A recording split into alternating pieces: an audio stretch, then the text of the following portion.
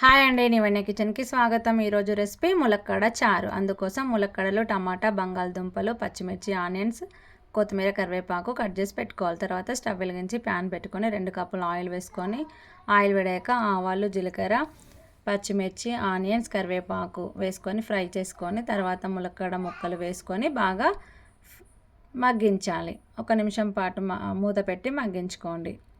తర్వాత 1 నిమిషం తర్వాత మూత తీసి మనం కట్ చేసి పెట్టుకున్న బంగాళదుంపల ముక్కలు, బెండకాయ ముక్కలు వేసి మరొకసారి కలుపుకోవాలి. ఇలా కలుపుకున్న తర్వాత మనం కట్ చేసి పెట్టుకున్న టమాటా ముక్కలు వేసి మరొక నిమిషం పాటు మగ్గించండి. తర్వాత రుచికి సరిపడా సాల్ట్ వేసి మూత పెట్టి ఒక 2 to 3 మినిట్స్ మగ్గించుకోవాలి. తర్వాత మూత తీసి మళ్ళీ ఒకసారి కలుపుకొని రుచికి సరిపడా కారం వేసుకోవాలి. తర్వాత మనం తీసి పెట్టుకున్న చింతపండు రసం అనేది వేసుకోవాలి. చింతపండు రసం ములక్కాడల క్వాంటిటీ ప్రకారం వేసుకోండి. తర్వాత కొంచెం పసుపు పొడి, కరివేపాకు పెట్టుకొని బాగా మరిగించుకోవాలి. అది మరుగుతున్నప్పుడు మెంతి, జీలకర్ర పొడి వేసుకోవాలి.